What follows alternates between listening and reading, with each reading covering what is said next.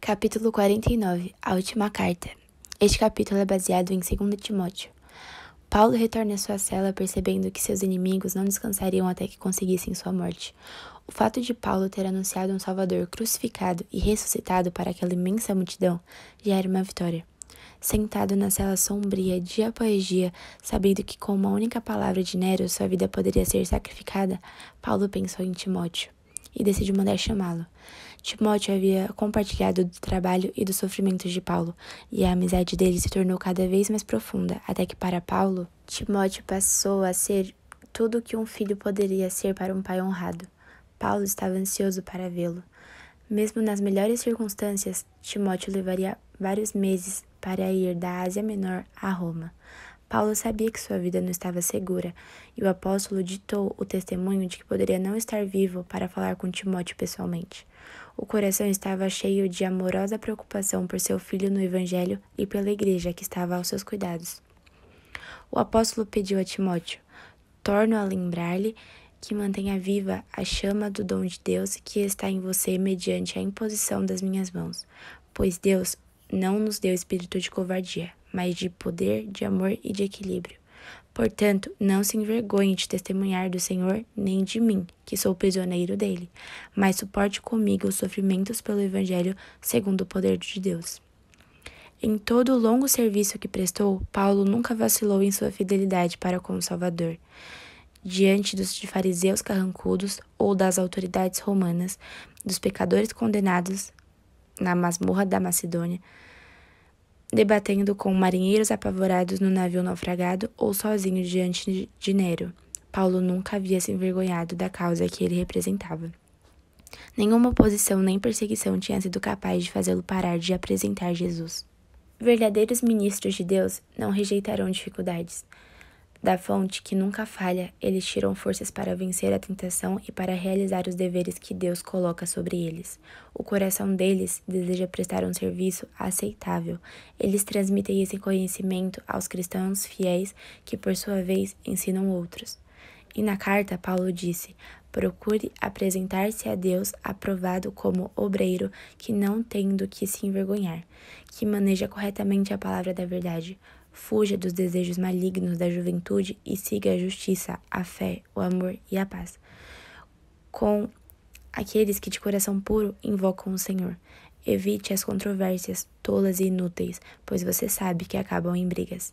Esteja apto para ensinar paciente. Corrija com mansidão os que lhe opõem, na esperança de que Deus lhe conceda o arrependimento, levando-os ao conhecimento da verdade.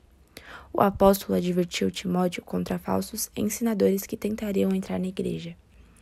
A Bíblia é o arsenal em que podemos nos equipar para a luta, o escudo da fé que deve estar em nossas mãos, e com a espada do Espírito, a palavra de Deus, devemos abrir caminho por entre as obstruções e obstáculos do pecado. Paulo sabia que uma obra fiel e séria teria que ser feita nas igrejas, então ele escreveu a Timóteo para que estivesse preparado para pregar a palavra. Chamando Timóteo ao tribunal de Deus, Paulo insistiu que ele estivesse pronto para testemunhar do Senhor diante das grandes congregações e círculos particulares, ao longo da estrada e de casa em casa, para amigos e inimigos, em segurança ou enfrentando dificuldades e perigo. Temendo que a personalidade meiga de Timóteo pudesse levá-lo a se esquivar de uma parte essencial de seu trabalho, Paulo apelou para que ele fosse fiel em condenar o pecado. É difícil odiar o pecado e, ao mesmo tempo, mostrar ternura pelo pecador. Não devemos ser muito severos com um malfeitor, mas não devemos perder de vista o quanto o pecado é terrível. É perigoso demonstrar tanta tolerância para com o erro, de maneira que a pessoa que faz o mal olhe para si mesma como se não merecesse nenhuma correção. Muitas pessoas às vezes permitem que sua paciência com os que estão pecando ultrapasse os limites, tendo como resultado a sua participação no pecado. Temos que prestar muita atenção nesse quesito para que não aconteça. Caso aconteça com frequência, essas pessoas estão se sujeitando a aprovar o que Deus desaprova e a ser severos e duros com os que obedecem a Deus. Em 2 Timóteo 4, 3 e 4, o apóstolo se referiu aos cristãos professos que deixam os pecados guiarem sua vida. Essas pessoas só estão interessadas em ouvir as doutrinas que não repreendem o pecado. Muitos pastores pregam mais sobre sua opinião pessoal do que a palavra de Deus. Deus decretou que devemos seguir e obedecer às suas ordens até o fim dos tempos e que a sua palavra é inalterável. Se até o próprio Jesus seguiu os fundamentos de Deus, por que nós, pecadores, não devemos seguir? Entretanto, Satanás leva muitas pessoas a desobedecerem à lei todos os dias.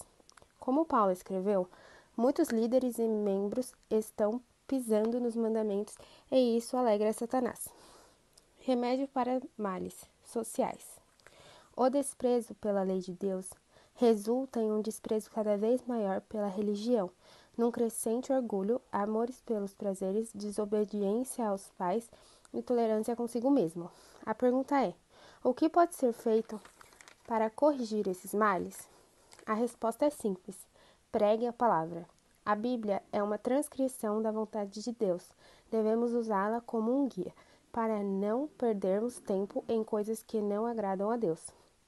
A igreja necessita de pessoas que se educaram para ser úteis e que conheçam a palavra de Deus, que não fujam das provações e desafios. Por não existirem tantas pessoas assim, erros gravíssimos são cometidos e desperdiçam esperança de grande parte da humanidade. Porém, sempre devemos lembrar, muitas coisas podem faltar, mas Deus nunca irá nos abandonar.